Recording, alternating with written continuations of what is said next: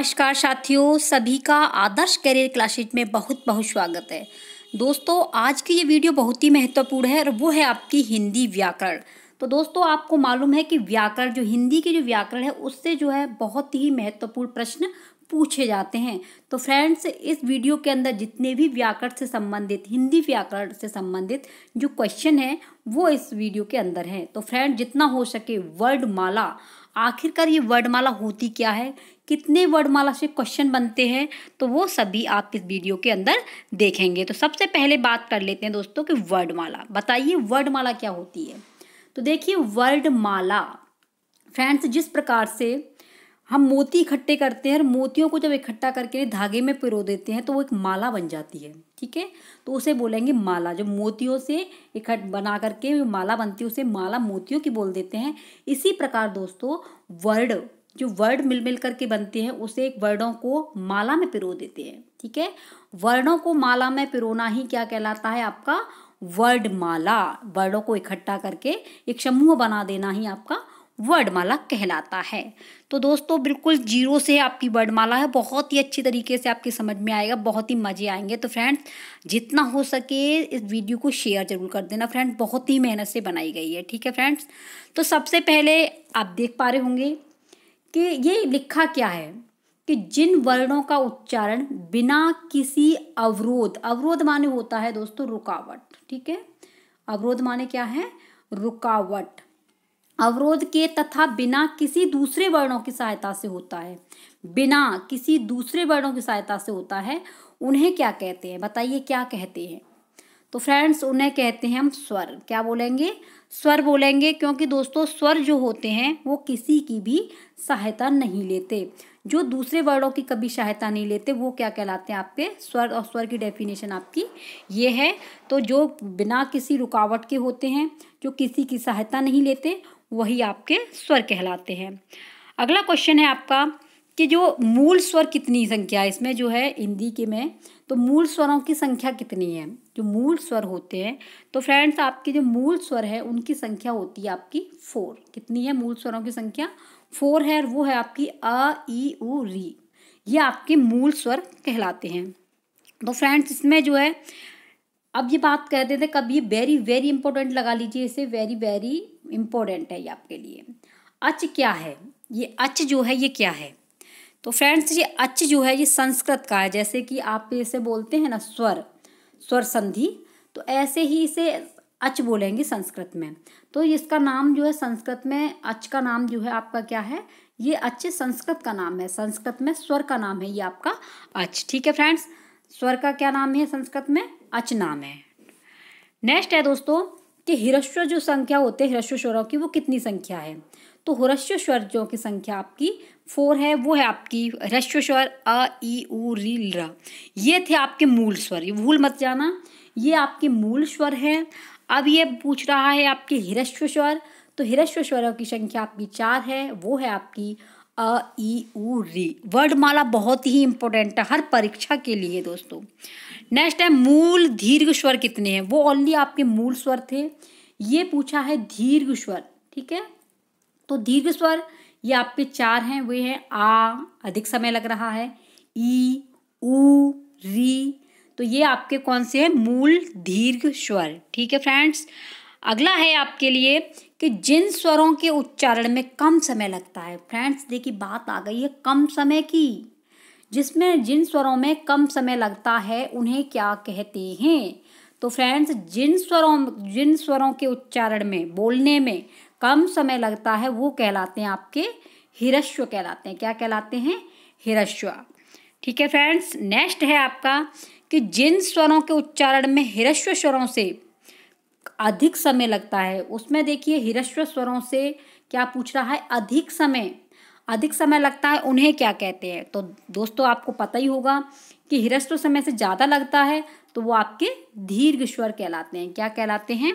दीर्घ स्वर। I hope दोस्तों कि आपकी ये समझ में आ रहा होगा। और दोस्तों वीडियो बहुत ही ज़बरदस्त है, तो जितना हो इसे शेयर कर देना। फ्रेंड्स बहुत ही मेहनत से बनाई गई है, कोई भी आपके लिए पैसा नहीं है, बिल्कुल फ्री क्लास है। तो फ्रेंड्स इतना तो बनता ही है कि आप लोग कम से कम शेयर कर दिया करो और दोस्तों लाइक कर दिया करो जितना हो। अगर चैनल पे पहली बार विजिट कर रहे हो तो सब्सक्राइब करना बिल्कुल मत भूलना।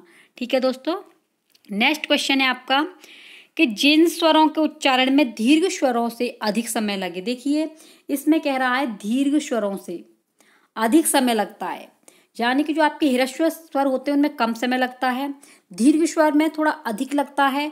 और आपके जो है ये वाले स्वर पूछ रहा है प्लुत स्वर कि जिनमें दीर्घ स्वरों से भी अधिक समय लगता है, तिगुना समय। क्वेश्चन ऐसे भी आ सकता है आपका कि तिगुना समय किसमें लगता है, नोट कर लेना। तिगुना समय, तिगुना समय किसमें लगता है, तो वो लगता है आपका प्लुत स्वर में लगता है। और इसकी पहचान क्या होती है दोस्तों, इस तरीके से ये प्लुत स्वर होता है। जैसे आप बोलेंगे ओम, तो इसमें क्या आपका तिगुना समय लगा है। और इसमें जो अगर क्वेश्चन में आ जाता है कि इसे क्या बोलते हैं, तो ये प्लुत स्वर कहलाता है। या प्लुत स्वर क्या होता है, तो आपका यही होता है प्लुत स्वर। ठीक है फ्रेंड्स, नेक्स्ट चलते हैं कि दीर्घ स्वरों की कितनी संख्या है। जो दीर्घ स्वर होते हैं उनकी संख्या कितनी है, तो फ्रेंड्स उनकी संख्या है 7। कितनी है? 7 है। वो है आ, ई, उ, ए, ऐ, उ, औ, यानी 7 जो है आपके दीर्घ स्वर होते हैं। और कुल स्वर जहाँ आ जाए, कुल स्वरों की संख्या आपकी 11 है। कितनी है? 11 है दोस्तों। दीर्घ स्वरों की संख्या आपकी 7 है और कुल स्वरों की संख्या आपकी 11 है। नेक्स्ट है दोस्तों संयुक्त स्वर। तो संयुक्त स्वरों की कितनी संख्या है, तो संयुक्त स्वर जो होते हैं उनकी संख्या आपकी 4 है। ये रहे आपके संयुक्त स्वर, ए, ऐ और उ, औ, ये आपके संयुक्त स्वर हैं। ठीक है फ्रेंड्स, और आपके संयुक्त स्वर ये भी आ जाते हैं क्षे, त्र, ज्ञान और ये स्र, ये भी आ जाता है। तो ये भी आप याद रखना। संयुक्त स्वरों की संख्या 4 है। ये रहे आपके, और मैंने अभी जो बताया है। नेक्स्ट है आगत स्वर। कौन सा है? आगत स्वर कितने हैं, तो आगत स्वर जो है दोस्तों आपके, इन्हें अर्घ विव्रत स्वर भी कहा जाता है। आगत स्वर को अर्घ विव्रत स्वर कहा जाता है और इसका जो है एक ही होता है, आ पर जो बिंदी लगी होती है वही आपका आगत स्वर कहलाता है। तो फ्रेंड्स अगर टेलीग्राम पर अभी तक आपने सर्च नहीं किया है, जुड़े नहीं हैं, आपको वहाँ से ये PDF प्राप्त हो जाएगा। तो तुरंत आप टेलीग्राम चैनल से जुड़ जाना। और टेलीग्राम चैनल जो है वो है आपका @राधे 105। इसका याद रख लेना, @राधे 105। वहाँ पर जाकर के आपको ये PDF भी प्राप्त हो जाएगा। ठीक है फ्रेंड्स, और कमेंट बॉक्स में बताना कि आखिरकार आपको वीडियो कैसी लगी। 0 से शिखर तक की है फ्रेंड्स, संपूर्ण वर्णमाला इसके अंदर है, बहुत अच्छी तरीके से आपकी समझ में आ जाएगा। नेक्स्ट है आपका जिह्वा। जिह्वा माने क्या होता है आपका? जीव। क्या होता है? जीव पूछ रहा है कि जिह्वा के आधार पर स्वरों के कितने प्रकार होते हैं। तो जो जिह्वा के आधार पर जो स्वरों के प्रकार होते हैं तो वो आपको बताने हैं, वह आपको समझने हैं कि जीव के आधार पर स्वरों की संख्या कितनी है। तो जीव के आधार पर दोस्तों जो स्वरों के जो भाग होते हैं ये आपके 3 होते हैं। कितने होते हैं? जीव के आधार पर 3 होते हैं। कौन कौन से होते हैं? अग्रस्वर होता है, ठीक है, मध्य स्वर होता है, और आपका एक और होता है, वो होता है दोस्तों आपका पश्च स्वर। कौन सा होता है? एक अग्रस्वर होता है, एक मध्य स्वर होता है और एक होता है आपका पश्च। ठीक है, इसे भी याद रख लेना, पश्च स्वर। ये जीव के आधार पर बोले जाते हैं। तो अग्रस्वर जो है, अग्रस्वर कितने होते हैं? तो फ्रेंड्स अग्रस्वरों की संख्या आपकी 4 है। कितनी है? 4 है। जैसे आप बोलेंगे ई, ए, ऐ, इसकी ट्रिक है अग्रीय। क्या है? अग्रीय है। तो अग्रस्वरों की जो संख्या आपकी 4 है और इनकी जो ट्रिक है अग्रीय है। ठीक है, ई और आपकी ए, ऐ। ठीक है, ये हुआ। नेक्स्ट देख लेते हैं। ये जो है दोस्तों आपका मध्य स्वर जो है, मध्य स्वर में फ्रेंड्स आपका ओनली अ आता है। कौन सा आता है? ये अ आता है, एक ही है आपका मध्य स्वर। समझ में आ गया होगा। नेक्स्ट है दोस्तों आपका जो है, इसमें जो आ चुके हैं पश्च स्वर। तो पश्च स्वर क्या है? पश्च स्वर जो है दोस्तों आपके ये होते हैं आपके 5। कितने होते हैं? पश्च स्वरों की संख्या आपकी दी गई है इसमें। आ, उ, ये आपके पश्च स्वर हैं और फ्रेंड्स पश्च स्वर जो हैं जिन स्वरों के उच्चारण में जीभ के पीछे का हिस्सा उठता है, ये पश्च स्वर में जीभ के पीछे का हिस्सा उठता है और पश्च स्वर ये कहलाते हैं। जैसे आ, उ, ओ, औ, ये क्या हैं आपके, ये सभी दोस्तों आपके पश्च स्वर कहलाते हैं। इनकी संख्या आपकी 5 है। ठीक है, अब देख लेते हैं संवृत। तो संवृत स्वर जो हैं, संवृत स्वर दोस्तों आपके ये मुख के द्वारा बोले जाते हैं।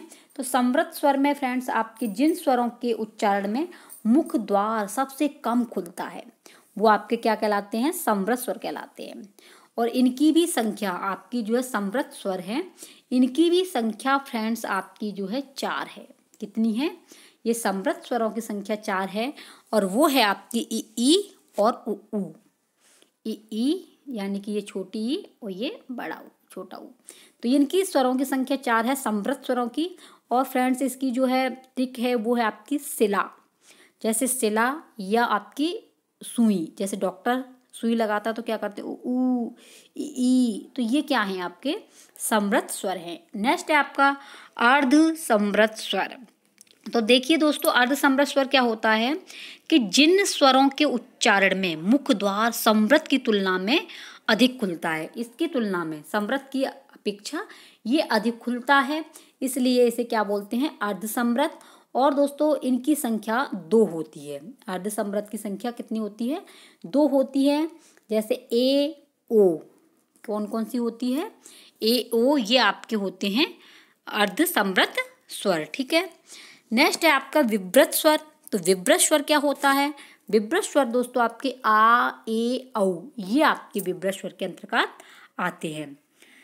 नेक्स्ट है अयोगवाह कहलाते हैं। तो अयोगवाह आपके 2 हैं, अंग, ये आपके अयोगवाह है। कुल व्यंजनों की संख्या कितनी है, तो 41 पूछेंगे, कुल पूछ ले तो। मूल व्यंजनों की संख्या कितनी है, तो मूल व्यंजनों की संख्या आपकी 33 है। तो वर्णमाला में वर्डों की कुल संख्या कितनी है, तो ये आपकी है 30। कितनी है, 13 है वर्णमाला में कुल वर्डों की संख्या। तो आई होप दोस्तों कि आपको ये वीडियो बहुत ही पसंद आई होगी। और फ्रेंड्स इसमें बिल्कुल 0 से आपको वर्णमाला बताई गई है। तो जितना हो सके दोस्तों इस वीडियो को शेयर कर देना। और अगर आपको वीडियो अच्छी लगे तो लाइक शेयर और सब्सक्राइब करना बिल्कुल मत भूलना।